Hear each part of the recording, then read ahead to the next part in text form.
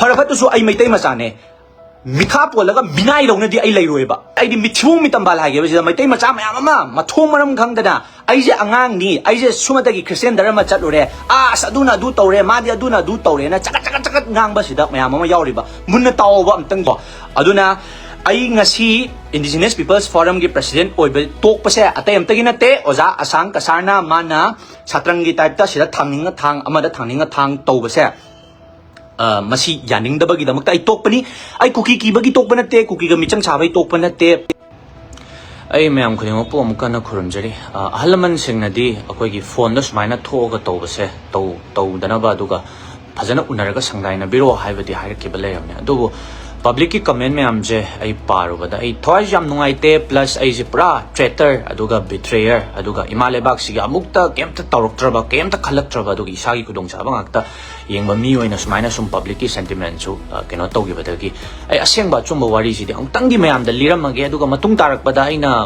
mayam gi thabak thoram de yawtaba haibadudi hoi mayam gi su apambo oire ai gi soi ai gi aningbo oire adubu ai asengba wari sim tangdi ai mayam da lijaram ge aduga mayam na public na su judge tawdringai mamang da wari se munna tabira kanda Rohan na to matang da phanyam na kino toromaga su sidi sumai tawboire haibado tangdi mayam da su ai tangdi thamjana na ba ai khudong cha badum tang lojau ge haidan tawbani oja sangka sarga ai ga loinarak pasi chahi se yame 2022 da mana vote lepa matam da su ko yam phajana khangadri matam da ma ge dum vote khomba as a public ki ma se dum mayam gi voice receipt taw ya haidana dum chatli ma gi vote khomba ko pataw base aduga relation je dum lan manung da su akoi punna cookie gi kari gi mayokta wangang ba khotpa chatpa khotpa si su dum tawmina bane August ki tang nipan si NSNIM UNC tongan ban naga gi fraternities mayam amana oja sang kasar si Indigenous Peoples Forum gi president oiba yararoi haidana akanba pressure pire haibadagi upai leitadana matamduda ai moirang da program ama yauraga ai se leijari aduga ngasi di ai su tumina leiroi mayam da su ai di mayam na laaga bichar tawge haibra mayam laaga public ni phama kan ngangna se haibra ai di ngasi di ai atabi madi tawnarani ai simaina mina sum ai ngonda aranba taraga aina chahirom da angang ni na aina sum hallakanda ai sumai sum aranba taho haibadi ai public di ai tawdi tawjaroi numit sima NSNIM na aduga public ki pressure mayam ama lakpadagi ma President oibe yararoi Indigenous Peoples Forum gi mai angtang di kanbiyo Rohan nang nayamba gi mai angtang di kanbiyo na mana ai ngonda haijarak padugi mapan ai Indigenous Peoples Forum gi president je ai oi kibane aduga ai thawai yam nuaite myam ai wari je lijage numituda ma behind the scene pura leigre numitu gi mai ngak na ba hotna ba matamda Tripura gi ningthola atopa bureaucrat officer myam ama la atopa lamlam gi politician myam ama la agam tawriba mayam dugi mai nga ki base magi mamai nga ki base Rohan Philem ne haibse ma ngasi di kawgre public sentiment khara phangnana bagi damakta ai se mana Indigenous Peoples Forum dagi resign tawi haibagi damakta cookie ga mari leine haiba achoba accusation ama leire hojik advisor mayam ama hojik phammaga wari sanaraba matungda Rohan public na nangonda yam lana logre masing tangdi nang singdokpa chummi haibadagi aisu alaman ge advice ki matungina aisu tawjarakpani aduga mayam ai amtanga haijege ngasi fawba nagaga aduga Meitei ga Indigenous oiriba mioi ani kenu kanglup ani se phurup ani se kanada bada akaiba tholak pa yai nungaina da ba tholak pa yai haidana aisu chinje melaga leibane ai ngasi di mayam wari lijage 2023 gi July ki tang 35 da Meitei Christian gi oiba mifam ama Delhi da phame phambasida ai matamduda Delhi police amadi tongan ba agency gi police mayam na ai phagi ai house arrest thamgi matam sangna madugi record khara leiba aduga aina lan gi aigi leijariba involvement khara mayamna pandraga su num khangbiramni khara sina ai hojik su case mak natraga su tongan ba ai atopa kai mayam su leibana maram oira kanda hojik se ai public ki kenodagi ai media kai sidagi ai kitang tukhai jaraga ai leijabani in aduga ai IDP gi thabak thoram mayam da su ai je sida oina phachana mifam thamakanda CSO gi program mayam ai kitang mai keno tor kana thambani numit si ai ningsingi Bishnupur Public School la ai wangangi oja sang kasarna pung 10 ga minute nipuga mapanda ai screenshot ka loina na thaga charake mana ngonda phone tawre na angtang MBC church ta lakpa yabra ꯂꯥꯛꯑꯒꯗꯤ ꯁꯣꯏ ꯑꯃꯈꯛ ꯇꯧꯕ ꯂꯥꯛꯑꯣ ꯍꯥꯏꯗꯅ ꯐꯔ ꯐꯠꯇꯁꯨ ꯑꯩꯁꯤ indigenous ꯄꯤꯄꯜꯁꯀꯤ ꯄ꯭ꯔꯦꯁꯤꯗꯦꯟꯠꯅꯤ ꯁꯣꯏ ꯇꯧꯕꯗꯨ ꯃꯥ ꯑꯩꯉꯣꯟꯗ ꯐꯣꯟ ꯇꯧꯔꯛꯑꯀꯥꯟꯗ ꯅꯣꯡꯃ ꯋꯥꯠꯂꯤꯉꯩꯗ ꯃꯥ ꯑꯩꯉꯣꯟꯗ ꯍꯥꯏꯕ ꯀꯩꯗꯧꯒꯦ ꯃꯥ ꯅꯣꯡꯃ ꯋꯥꯠꯂꯤꯉꯩꯗ ꯑꯩꯉꯣꯟꯗ ꯁꯨꯃꯥꯏꯅ ꯇꯧꯕ ꯁꯣꯏ ꯑꯃ ꯂꯩ ꯑꯗꯨꯒ ꯁꯣꯏꯒꯤ ꯃꯔꯣꯟꯁꯨ ꯄꯜꯂꯛꯇꯦ ꯀꯔꯤ ꯃꯔꯝꯒꯤ ꯇꯧꯗꯣꯔꯤꯕ ꯁꯣꯏꯅꯣ ꯑꯩꯁꯦ ꯑꯉꯥꯡꯅꯦꯅ ꯍꯦꯛꯇ sida kalu sida thangu nangna si tau nangna sumain tau haibasi sigi mawongda ai taugadraba farafatusu ai Meitei Machane Mikha Pollaga Minai Oinadi ai Leiroi ba ai ahal laman anine si tau nang sida thangu si tau haibadudi ai sungtau tawroi ba dakam to oide ba ai ju hojik ai oiba on voice ai ngang ba honara ani ba hojik adudagi mu magi mamai chop kadaba mayam do numituda aina kanbire mana lekha tagadaba mayam mana migi kenoda legadaba mayam do numituda aina masi magi kenodudagi aina kanbire kanam natte indigenous ngatani ko Christian macha ngatani ko na hai na handagi ai pasta mayam khambagi ju ai tumina leibane adu public mayam na ai yamna meeting ai je mithibong mitambal gi type ta ai je kenta ko gi leibak sigi damakta kem khandraba cookie gi minai gi type ta ingonda wa ngang pase asigi damakta ai yam penda da ngang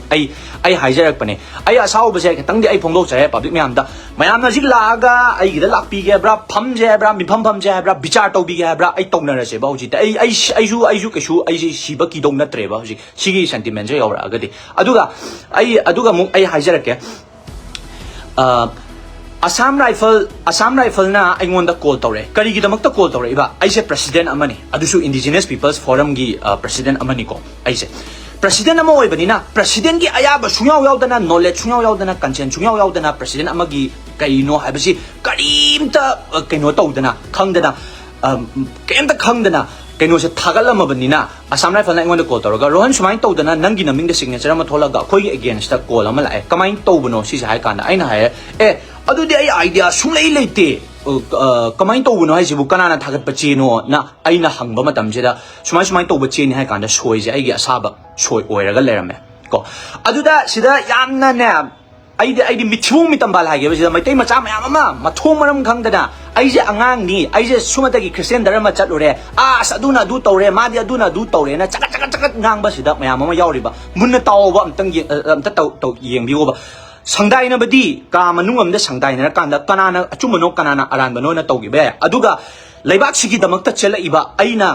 ko karim na taba ai khumbangam gi de haiba gi damakta ai aranba taba dudi ai yagre paisa ga ju karim ta mai linde sigi meeting je mayam munna tabiyo paisa gi na te integrity gi wafam ne ichilinaw mayam Meitei ichilinaw mayam noi mathumam khangna noi ngangano si paisa gi amta natte mina yeta thangu oida thangu sigi function chatlu nang adugi soi taw soi dugi maram du su kemta haidana ai ga do bi soi taw doino kari gi damakta soi taw doino akhoi je ekta mina hekta si taw adu taw ada taw chatlo na hekta sahi angang ni hekta na hekta akhoi bu hekta mathongam khang ne hekta taw bodo yagadro phamji law ne kanano law phamji law hoji nagagi chilnaw sing oisu law phamji ai pham ai je ai gi keno ai gi thong law na hangdok chari phamji law sauna da bi da phajana ngangna si public ma amang da live thado ga ngangna si mathongam khang na di ai ngone accuse taw bodu di ai taw bi rakano ba ai sunya ya janing de ba darka su oi de ba double standard gi thabak chu ai taw su taw roi aduga migi makha da layo haiba migi makha da layo haiba Rohan du su ai oi roi ba no hat ke ju halu law ai ngonda ko kap ga hat ke ju halu law tawning ma taw ro darka oi de ba ko aduga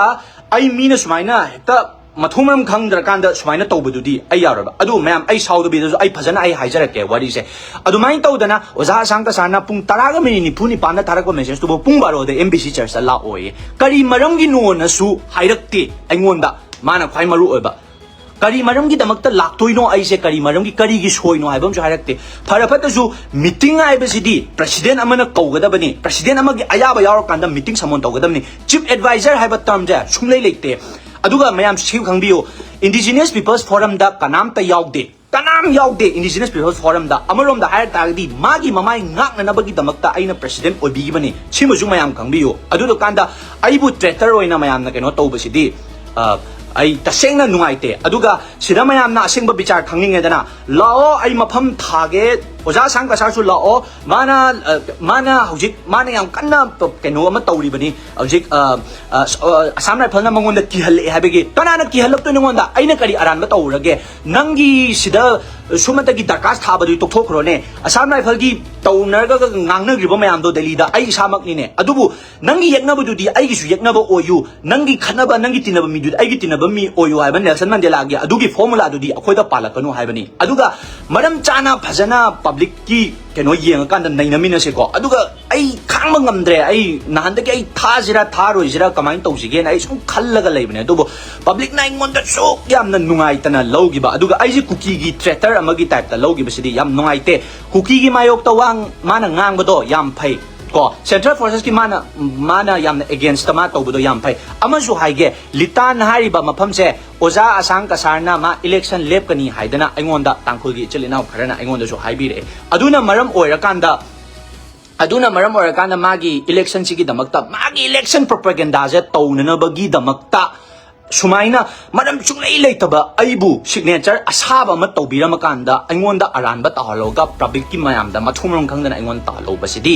ai tasengna nungaite mayam ko aduga ai public ki thabak tawba tawdaba dudi hoi matamna dum pujara ani ai hoi ai ju miyoi bane ai ju thamoi pale ko ai ju thamoi pali ai ju miyoi bane ai nungaitaba masakhange ai na sok nungaitana aidi leira kan ai sum tumin leising gi bodo ai tasengna madumadi ai tawhanjar roi gena ai ngasidi last oina ai amtang public ki voice amtang di thamjaram gena tawbane aduga oja sangna yamna keno tawse hairagana phajana amtang lao mayam gi mangda phaminasi ko ahalaman loi yauja sanu ima maya paibi yauja sanu akoi gi keno yauja sanu loi yaur kanda phaminara kanda ne amtang wari sanse aduga public sentiment khara phangnabagi damakta Rohanna kaino tauri base Indigenous Peoples Forum dagi to ise kaino taunana bane haigumba cookie gi for da leibadagi ni cookie ga maga yanaraga tawbani haigumba Assam Rifle gi spy ne haibagumba such a stupid statement aduk yamna handaba thakta Assam Rifle ga aiga mari lene Central Forces ga aiga mari lene haigumba IDP singi damakta function tawbada Indian Army singna laaga moina mateng pangjaba dudi pangsasano kaishu kaide dudi akhoi no hairu bazu ngamde pangba lakpa function da dumaina khara akhoi gi public involvement laina badubu mana wrongly interpret tawrakanda aisibu yamna prajagi atta mayokta tawba chatpa mi gi type tawba dudi ai tasengna nungaite adudaga asida yarba Meitei macha mama blindly du tawre ada tawre Rohan di how lai latpani Christian apani ibu kayam singamna haibase Mikha ponba mina haira ga chatpa adugumba ko migi walauba adugi mindset to leirigai kaidonunda mai pakpa ngamoi akhoi ngasi ne dharma tongandaba Christian chatpa dudi loi tokthokro ko nasagi jati dana kari ngangadage khangdaba migi jati dana mathumram khangdana kari damakta support tawsinba adugumba mayam dudagi ne ngasi wathi ware mayam je mayam ama thola ine ko aduna ai ngasi Indigenous Peoples Forum gi president oibe tok pase atai amtagi nate oja asang kasarna mana satrangi type ta sida thangninga thang amada thangninga thang tawbase masi yaning dabagi damakta ai tokpani ai cookie ki bagi tokpana te cookie ga michang chabai tokpana te plus ai thenabam to padum thenagini Central Forces ka ai adu ada ana ai adu gi damakta so ai tokpana te aduduna mayam na su khatang munna nainabiyu khangbiyu blindly judge tawbiganu phone tawbiro ai number pizage la kanda karino haibado adum ngangnasi aduga amatanga haijage IDP seasonara kanda paisa tali na tam hanjan seasonara ga wathi tawbiba mayam se aigi inakta hoji IDP mayam laigani IDP mayam thabusumani lakpiu moida hangbiu aina lauriba role je karino Rohan Philem gi role sina karino maga IDP ga tawminariba thokminariba sina kaino aduna mayam hoi ai sawbadai budi kitang keno budi tawgre adubu masigi life sigi matung da tholakadaba consequences I am fully ready ai loinamak thengnanaba aduga any thengnaraga ai phaminaraga wari sananaba hotnanaba gi damakta ai sem sajare aduga landaba potadi ai kaidungda ai lale haibadi ngamoi Indigenous Peoples Forum ai tokpase paisa gi natte wathi warem gi natte mi gi makhada angang ni haidana su aduda adu thangu aduda ada thangu nang adu tawgadamni nang ada tawgadamni haibado adu yaningdabagi damakta tokpane haibase ai keno tawge ko aduga oja promote leisang them haibra se ai kenom haijage ipa ipugi laigi ibdo sanamahi ben si wari se angtang thupsing de si haujik tawnari se mina usilaktabagini mi gi makada layo haibagini ko aduna kainogi lining gi wari sima ko na phajana kaino tongmina se aduna phajana angtang di mayam kok to angtang di wakan khanbira kanda na judge tawbiu haiba se ma thamjara kanda sigi matung tarak pada khoi phambadu su khoi adum update pijarak ke aduga